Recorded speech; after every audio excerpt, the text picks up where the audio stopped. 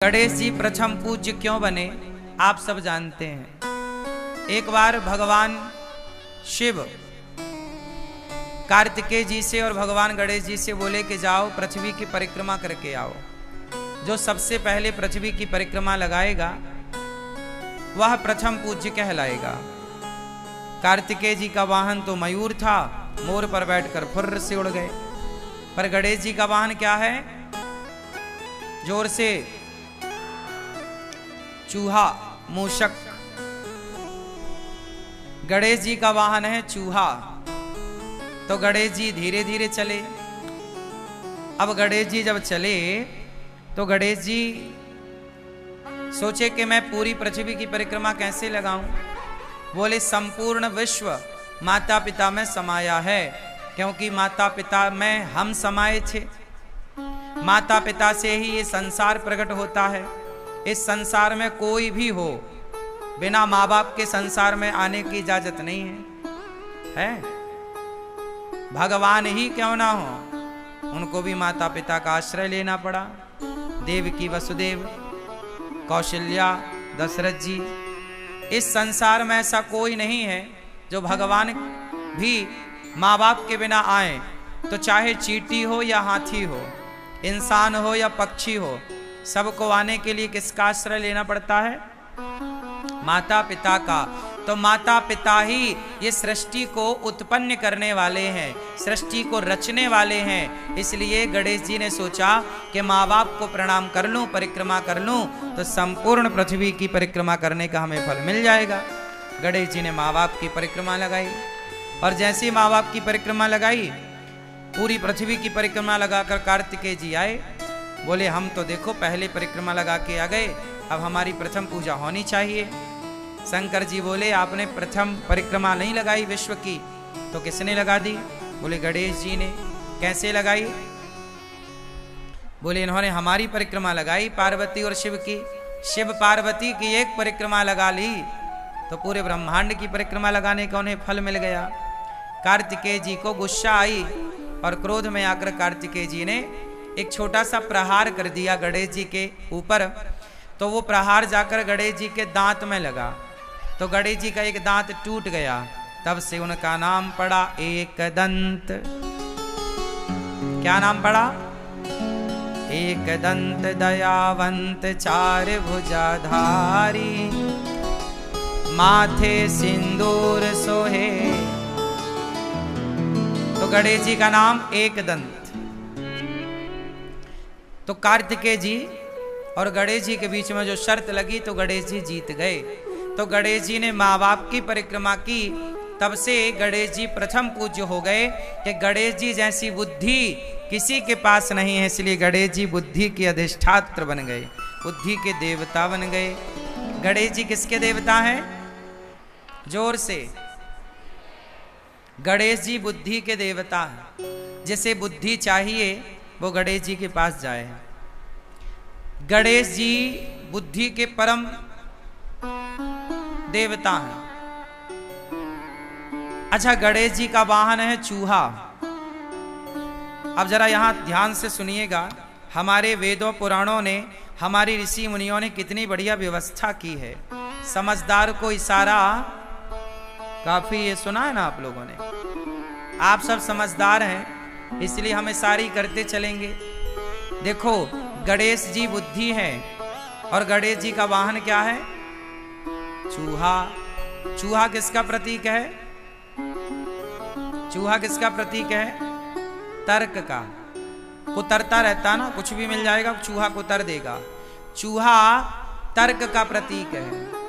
किसका प्रतीक है? तर्क। चूहा है तर्क और गणेश जी है बुद्धि। तो गणेश जी किसके ऊपर सवार है? बुद्धि के ऊपर। गणेश जी किसके ऊपर सवार है? तर्क के ऊपर। बुद्धिमान वही हो सकता है जो तर्क पर सवार हो। तर्कमय बुद्धि श्रेष्ठ है। जो विद्वान होगा वह तर्क जरूर करेगा, तार्किक होगा। तर्क शास्त्र पढ़ते हैं ना हम लोग, तर्क शास्त्र है। तो बुद्धिमान व्यक्ति, देखो एक बच्चा होता है ना, बहुत सारे सवाल करता है। माँ भगवान है तो दिखाई क्यों नहीं पड़ते? माँ गणेश जी की सूंड लंबी क्यों है, माँ गणेश जी के कान बड़े बड़े क्यों हैं, ऐसा बच्चा पूछता है ना आपसे। तो ये बच्चा जो पूछ रहा है उसके पूछने को ही तर्क कहते हैं, वो तर्क करता है। जैसे तर्क है, गणेश जी के कान बड़े क्यों हैं, ये तर्क है। ये क्या है, ये मैं इनसे प्रश्न कर रहा हूं, मतलब मैं इनसे तर्क कर रहा हूं, यही है तर्क। गणेश जी के कान बड़े बड़े क्यों हैं, ये क्या है, बोलो बोलो, क्या है ये, तर्क है। क्या है ये, तर्क। अच्छा, तर्क कौन कर सकता है, सवाल कौन कर सकता है, मूर्ख व्यक्ति कभी सवाल नहीं कर सकता, पढ़ा लिखा बुद्धिमान ही सवाल कर सकता है। सवाल करने वाला तार्किक है, मतलब पढ़ा लिखा है। छोटे छोटे बच्चे बहुत सारे सवाल करते हैं, क्योंकि उनके अंदर वो अभी पढ़े लिखे तो नहीं है, पर उनकी जिज्ञासा है, तर्क है। तो तर्क कौन कर सकता है, बुद्धिमान व्यक्ति। एक बच्चा वो होता है जो अपने टीचर से बहुत सारे सवाल करता है, सर जी समझ में नहीं आया, ऐसा क्यों हुआ, ये ऐसा है तो ऐसा क्यों हुआ, वैसा है तो वैसा क्यों। जो बच्चा बहुत सारे सवाल करता है मतलब वो बुद्धिमान होगा, और जो बच्चा मास्टर से कुछ नहीं पूछता वो एक नंबर का बुद्धू होगा। बात सही है कि गलत है। जो ज्यादा सवाल करेगा वो कौन होगा, जोर से, बुद्धिमान। तो गणेश जी किस पर बैठे हैं, तर्क पर। गणेश जी बुद्धि हैं और सवार तर्क पर हैं। बुद्धिमान हमेशा तर्क करता है। ये गणेश जी का चूहे पर बैठने के पीछे का साइंस है, विज्ञान है। गणेश जी के कान बड़े बड़े होने के पीछे का विज्ञान बताओ आप। गणेश जी के कान बड़े बड़े क्यों हैं, ना बताओगे, गुस्सा हो क्या। गणेश जी के कान बड़े हैं इसलिए आपको मैसेज दे रहे हैं कि भैया ज्यादा से ज्यादा सुनो, ज्यादा से ज्यादा सुनो। ज्यादा, यदि आप ज्यादा सुनने लग जाएंगे अपने माता की, पिता की, सास की, ससुर की, पति की, पत्नी की, तो आप कभी झगड़े में उलझेंगे ही नहीं। जो ज्यादा सुनता है वो झगड़े में नहीं उलझता। जो कम सुनने वाले होते हैं, बोले मैं आपकी क्यों सुनूं, जो कहते हैं मैं आपकी क्यों सुनूं, वो झगड़ा जरूर करेगा। और जो सुन लेता है, सुन लो ना, माँ की, पिता की, पत्नी की, पति की, सुन लो। गणेश जी के कान, गणेश जी के कान, तो बताओ गणेश जी के कान बड़े क्यों हैं, आपको ज्यादा से ज्यादा सुनना है। आप लोग कम सुनते हो ना, इसलिए झगड़ा होता है। पर गणेश जी क्या मैसेज दे रहे हैं, ज्यादा सुनो। अच्छा, गणेश जी का मुंह दिखाई पड़ता है आपको, क्यों, गणेश जी के दर्शन करके बताओ, गणेश जी का मुंह दिख रहा है, हाँ या ना, हाँ या ना, हाँ या ना, जोर से। गणेश जी का मुंह नहीं दिख रहा है, गणेश जी के मुंह अंदर है, सूंड ऊपर है, सूंड दिख रही है, मुंह दिख नहीं रहा है, मुंह भीतर की तरफ होता है। गणेश जी के कान बड़े हैं और मुंह अंदर है, मतलब दिख नहीं रहा है। मतलब गणेश जी का मैसेज है कि मुंह को छिपा के रखो, मतलब बोलो कम, सुनो ज्यादा। कान बड़े रखो, मुंह को छिपा के रखो, बोलना।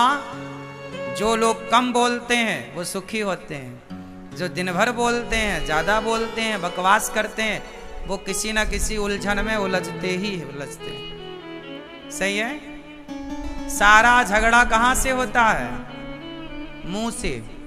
महाभारत कहां से हुआ,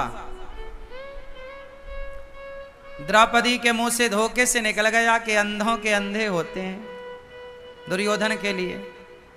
अब बस निकल गया, दुर्योधन ने बात पकड़ ली और फिर दुर्योधन ने बोला इसके कपड़े उतार दो। तो महाभारत धनुष बाण से तो बाद में हुआ, पहले कहां से हुआ, मुंह से ही हुआ। तुमने कहा कि अंधा है, अंधों के अंधे होते हैं, द्रौपदी ने कहा, तो दुर्योधन बोला मैं बदला लूंगा, इसने मुझे अंधा कहा, मैं इसके कपड़े उतारूंगा। भरी सभा में द्रौपदी को नग्न करने के लिए, निर्वस्त्र करने के लिए दुशासन पकड़ के ले आया और भरी सभा में द्रौपदी को निर्वस्त्र करने का प्रयास किया। अब आप समझो कि सारा झगड़ा कहां से हुआ? बोलो, मुंह से हुआ। इसलिए कहता हूं गणेश जी की तरह मुंह को छिपा के रखो, मतलब कम बोलो, कानों को थोड़ा बड़ा करो ताकि ज्यादा से ज्यादा आपको सुनने का अभ्यास हो। ज्यादा सुनो, कम बोलो।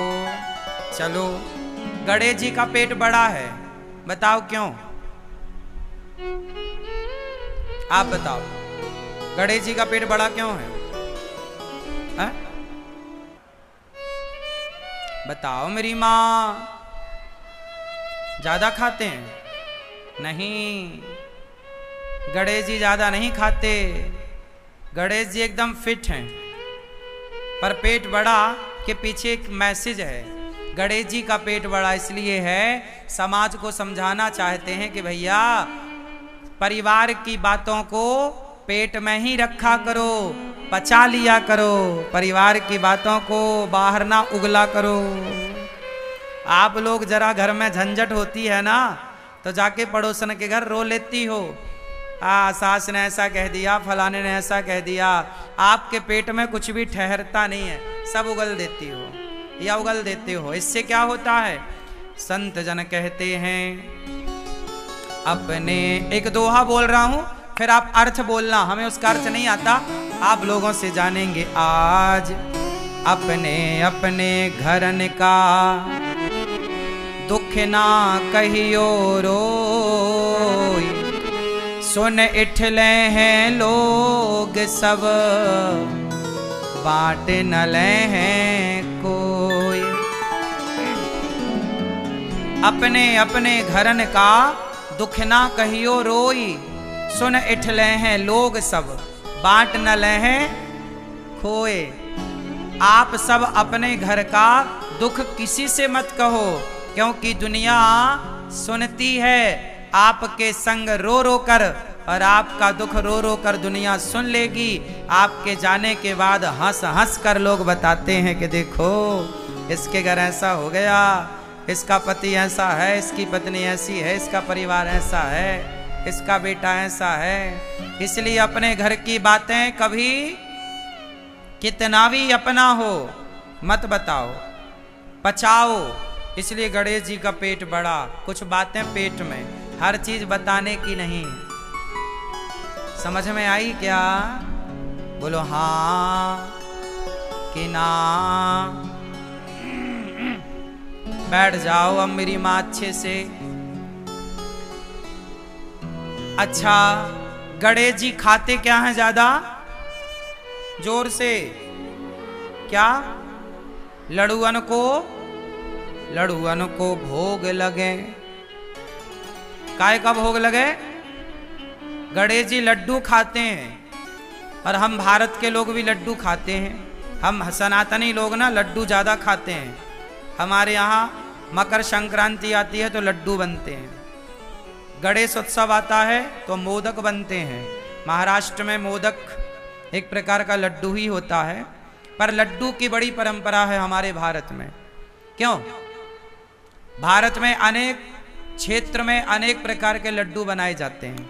बेसन के लड्डू, तिल के लड्डू, है ना, और ना जाने किस किस के लड्डू आप सब बनाती होंगी मेरी माँ, और लोग खाते भी होंगे। अनेक अनेक लड्डू हम सब बना के खाते हैं। मोतीचूर के लड्डू, हाँ या ना, राजगिर के लड्डू, फला फला फला खूब सारे लड्डू। गणेश जी को लड्डू बड़ा पसंद है। क्यों? मैसेज क्या है लड्डू के पीछे? आप लोग लड्डू के पीछे का मैसेज समझिए, विज्ञान समझिए। लड्डू बनता है बहुत सारे दानों को जोड़कर। जैसे तिल का लड्डू बनाना है तो ढेर सारी तिल लेनी पड़ेगी और सारे तिल के दाने को जोड़ना पड़ेगा। जब जोड़ के एक कर दोगे तो लड्डू तैयार। एक दाने को दूसरे दाने से जोड़ा जाता है। बोलो हाँ। दाने को दाने से जोड़ दो, लड्डू तैयार।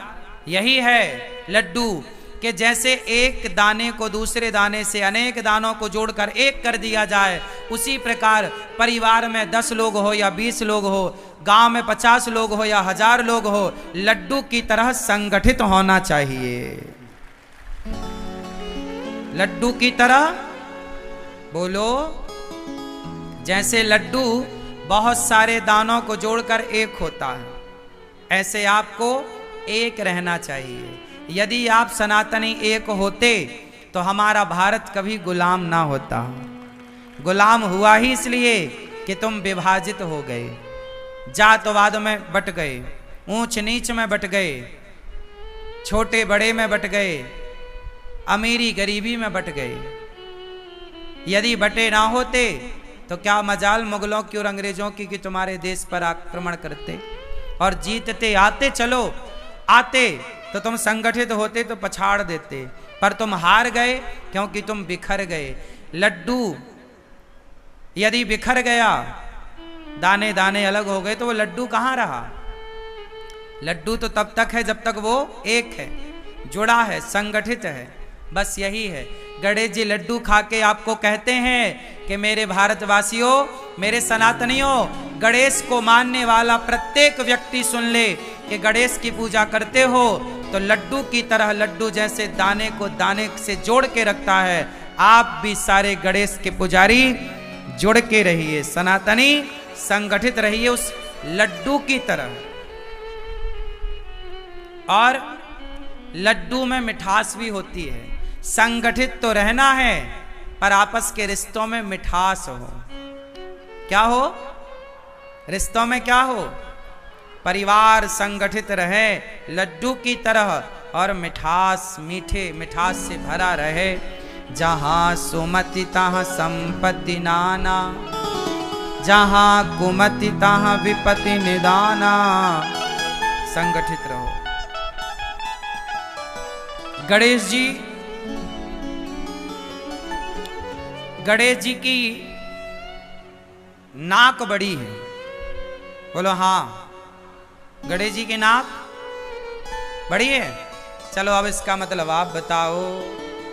ये चश्मा वाली बहन बताएंगी, सब हमने बताया, कुछ आप बताओ। गणेश जी की नाक क्यों बड़ी है? बैठे बैठे बताओ।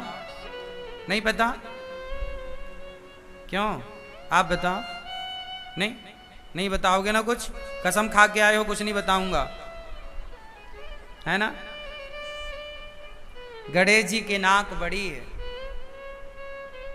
समाज में कुछ ऐसा काम करो अपनी बुद्धिमत्ता से, आप समाज में इतने बड़े पद, बड़े नाम तक पहुंचो कि समाज में आपके सम्मान की नाक बड़ी हो। कभी नाक ना कटा लेना, कोई ऐसा गलत काम ना कर लेना कि आपकी नाक कट जाए। नाक बड़ी होनी चाहिए, मतलब आपका समाज में सम्मान होना चाहिए। आजकल के लोग सम्मान की परवाह नहीं करते और गलत काम कर लेते हैं, बाद में भले उनकी नाक कट जाए।